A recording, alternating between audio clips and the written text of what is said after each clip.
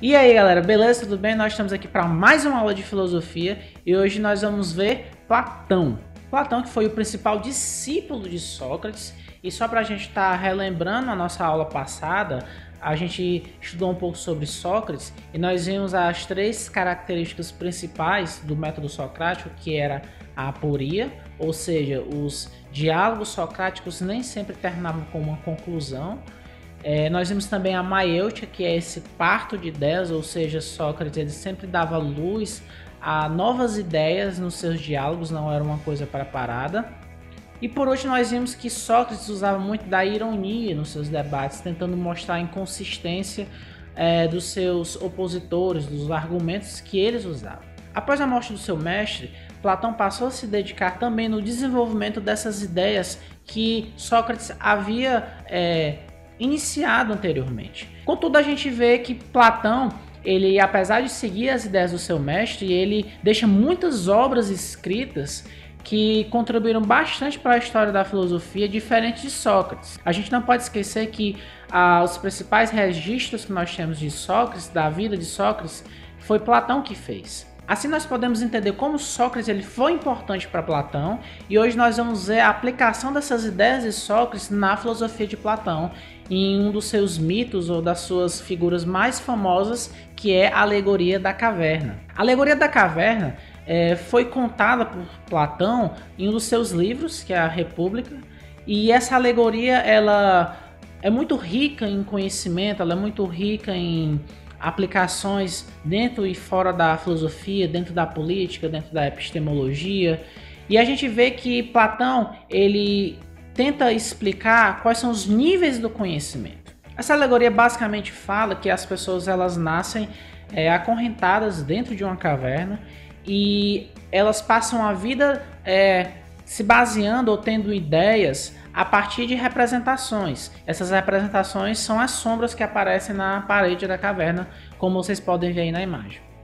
Essas representações elas não são a verdade em si, assim como também os objetos que são projetados na parede, eles não são também a verdade, mas sim a realidade de fato é o que está fora da caverna. Essas pessoas elas não conseguem sair. Então Platão ele conta que até que uma dessas pessoas consiga sair da caverna, chegar do lado de fora, enxergar a realidade, que de fato são as coisas, que é iluminada pelo sol, essa imagem do sol que Platão apresenta como se fosse a ideia do bem perfeito, que traz de fato iluminação sobre a realidade para nós entendermos e conhecermos a verdade.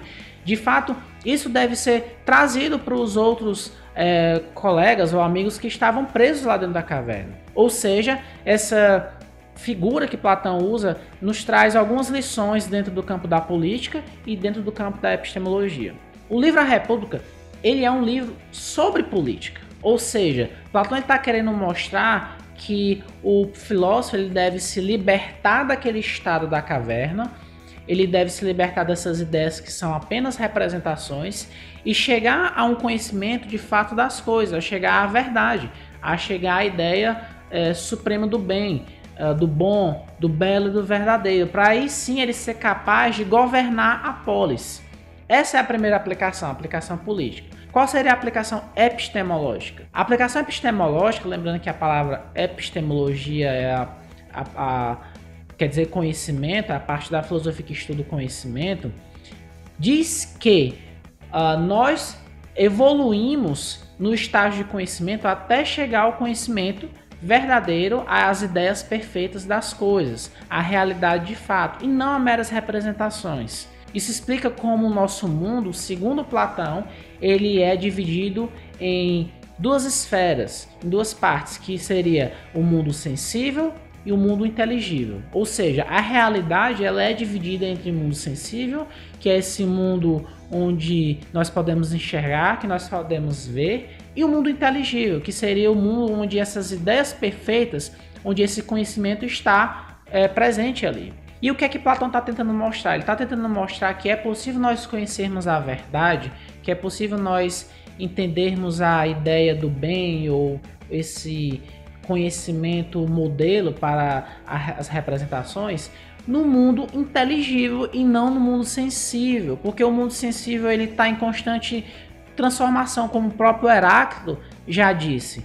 Ou seja, se tudo está em constante movimento, como é que é possível apontar dentro desse loop infinito uma verdade? Ou seja, Platão ele tenta resolver esse problema do conhecimento que os sofistas e nem os pré-socráticos conseguiram, dizendo que é possível se nós conhecermos através do mundo inteligível, que é o mundo onde estão as ideias perfeitas, as ideias inatas, as ideias que de fato são fundamento para as coisas que existem. Ou seja, esse mundo que nós vemos, o mundo sensível, não é que é um mundo ilusório, não é um mundo como o filme Matrix mostra, mas sim que ele é um mundo que apenas existem representações daquilo que é perfeito, daquilo que é de fato um modelo, daquilo que é a essência das coisas. Assim, Platão ele mostra e ele explica como é possível o conhecimento. Nós vimos na alegoria da caverna que esses estágios do conhecimento, ou seja, nós sairmos da representação das sombras, passarmos pelos objetos e chegarmos até o exterior da caverna, que é de fato a realidade, isso é possível não só ao filósofo, mas também é possível a nós. O objetivo de Platão é tentar mostrar como nós podemos nos livrarmos, como nós podemos nos libertarmos da doxa, que é a opinião. Ou pelo menos nós chegarmos mais próximo de um conhecimento das coisas correto, nos desviando sempre das representações e das ilusões. Platão assim ele encerra essa alegoria nos mostrando como é possível o conhecimento de fato das coisas, como é possível acessar a verdade e como é que esses estágios do conhecimento nos levam para um conhecimento seguro. E também no aspecto político, a gente não pode esquecer, ele tentou mostrar como é que o líder, o filósofo, ele era capaz de chegar a um conhecimento da verdade para assim governar melhor a polis, a cidade. Então esse foi o nosso vídeo, essa foi a nossa aula de hoje sobre Platão. Eu resumi bastante para que a gente não tivesse um vídeo muito longo. E assim na próxima aula a gente vai continuar os nossos estudos em filosofia antiga e a gente vai ver um pouco sobre Aristóteles. Então era isso, galera. Valeu e até a próxima.